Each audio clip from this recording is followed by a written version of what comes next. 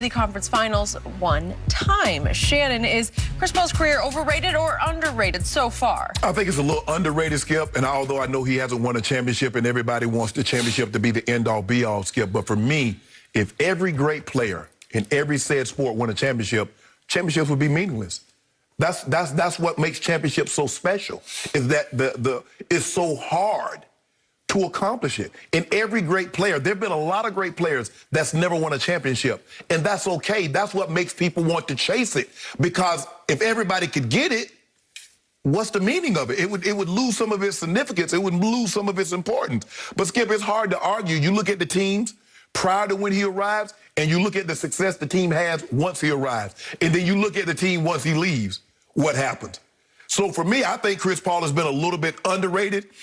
Skip, and it's hard for a guard to have that, unless like Steph Curry is a different animal. Magic Johnson was different animal, but Magic 6'9". So Skip, we probably need to take Magic and stop saying he's a guard, because he was so unique in what he could do.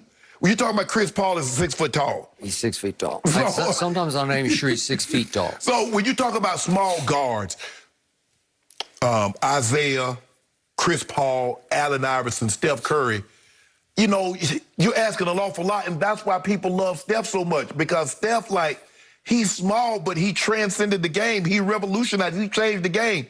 Zeke was able to lead teams to championship as a 6'1" guard. But for me, Skip, I think he's underrated for the simple, and people say he's overrated. Well, if he's that good, why hadn't he won a championship? But I don't think Chris Paul has ever been, really, with the exception of what maybe... Can we honestly ever say Chris Paul had the best team, was on the best team in the NBA, and we thought that, man, yeah, okay, maybe some of those Clippers teams with him and Blake, they had I think Jamal Crawford was there, DeAndre Jordan. But when you look at it, Skip, I really never thought that, was he supposed to win one in New Orleans? No. They're pretty good, but not championship quality. Right. Yep. So for me, Skip, I'm gonna say he's underrated. It's hard to argue his input, his what happens to the team once he arrives, because we saw the only difference between obviously Monty Williams. I think Monty was there last year, but the only difference between the Suns last year and this year is Chris Paul. Yep. That's the only difference. And I buy that. They're the 2 seed. So I believe his career is a little underrated. Boy, but a championship for this kid, for what it would mean for him, I think if he gets a championship, Skip, I think you're going to have to start putting him, he's close on the precipice. I don't know. Obviously, when I think of guards, Magic is number 1. I'm going Steph 2. I would say, Oscar, Isaiah, but Chris Paul, if he gets a championship, it's going to be hard to say he's not a top 5 point guard. That's a big if you just spat out. I'm sorry, it's getting. And if he's going to get it, it's going to be at the expense of your Lakers, right? And I think you would, Skip, if he can run the gauntlet and beat the Lakers and somehow beat the Nets on the other side, or beat. Well, now you've done it. That's it. You have become a made man. Right, because what made Bird and Magic so special, Skip, what? Somebody had to go through the other one. Yeah. Somebody had to cry. Okay. Somebody had to lose. By the way, it did surprise me last night when I saw the Suns are a 2.5-point favorite. It's what, Sunday? Yeah, Sunday. 2.5. It's Sunday early, right? But for the series, the Lakers are the favorite. Yep. First time in history. Hey, no, can you tell me why? Can you tell me why, Skip? Anthony Davis. There you go, see? He's the PER Prince. He's the best player on the Lakers right now. Well, LeBron's on one leg. LeBron's going to have to walk. He's going to have to play with a crutch because he's on one leg. He's going to have to actually dribble the ball while crutching up the floor, right? You got jokes there, so boy. He's not clutch, he's crutch, I guess. But come July, you won't be having those jokes come July when we're in that confetti raining down in Purple League. Jokes. Okay, this is no joke what I'm about to say about Chris Paul. CP3. Given his stature already, that you're already on the precipice of making him a top 5 point guard if he could do this and that. Given that, he has to be overrated because he's never quite been able to live up to what you're talking about, that kind of stature. He made it to the one conference finals with James Harden. Okay. And they went up 3-2, and right on schedule, he did what? He pulled his hamstring. He seems like he's always pulling something in big moments because he's had several playoff runs that got stopped by some injury. Am I right? Yep. And yet, there's something about him that we just talked about earlier in the show, Russell Westbrook. What did Scott Brooks say about Russell Westbrook? That he's a hooper who plays angry occasionally. He can be an angry hooper. Well, doesn't that describe Chris Paul? Mm-hmm. He can be an angry hooper who plays with edge because he can be so edgy, he'll go over the edge and cheap shot people, below the belt people, right? We've seen that from Chris Paul.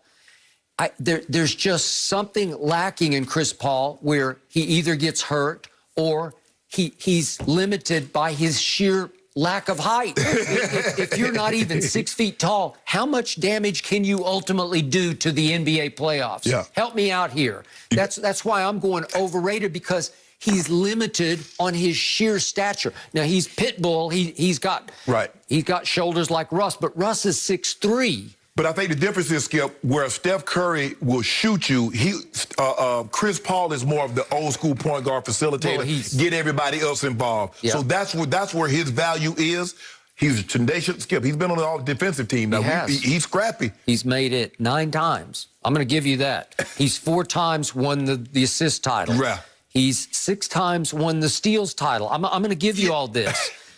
That's pretty great. He was the rookie of the year. That's pretty great. But Skip, when you look at, if you look at Magic had Word than Kareem. Russ has played with Harden, KD, and PG. Chris Paul, best player that he's ever played with is James Harden. And as you mentioned, that hamstring became bulky at the worst possible time. It did. Because I believe, Skip, they would have beat Gold. I could be wrong. Who knows? It's easy to say that now, but I believe they would have got him had his hamstring not gone out on him. Yeah. And then maybe we look at Chris Paul totally different if he has that championship currently on his resume. But I mean, they thought CP3 was washed up a couple of years ago, Skip. They did. And he's played as good as he ever played. He took an Oklahoma City team that nobody saw coming. Yeah. Nobody had it as even a playoff, to like an 8 seed. Right. And they went 44-28 and made the 5th seed a year ago. Right. And then Phoenix, last year, a year ago, they were 34-39. He took them to 51-21. I'm going to give you that. But I'm going to tell you, in the playoffs, he's 53-58 as Chris Paul. Yeah. Is that all his fault? No, it's not. Right. But still, is he transcendent? Can he elevate a team to the highest level? Well, it's hard to elevate when you're only 6 feet tall, right? Well, you're not elevated. You are not elevated. And the greatest shot he ever hit was at my expense in my Spurs back in 2015, and it was on May the 2nd of 2015. And you know what happened that night? Mayweather-Pacquiao happened that night, so I got it twice that day, because if we could see what happened at the end of the game, he had pulled his hamstring and came back in and made that shot over Tim Duncan. That's the shot of shots. That won the game 111-109. That was the greatest shot he ever made. And hit that on Danny Green, see? Yeah, well, it was then Tim came over and got the big hand up. But the point was, I was impressed that day, but that was the highlight. That was the first round of the playoffs. Right. And what happened to the Spurs? They lost to the Pelicans. It was Anthony Davis on the last regular season night, and they fell from the 2 seed all the way to the 6 seed. Right. And Game 7 wound up at Staples, and that's the end of that. And Chris had to come back off a balky hamstring to make that shot. So I was highly impressed. But that's his highlight. That's career highlight right there. But he has an all-time knock, Skip. They were up 3-1 on Houston. On which one? When he was at the Clippers. Yes. And you remember they came? No, they were. Yes. And they were up 19 at one point. Yep. And they got chased down. That's bad.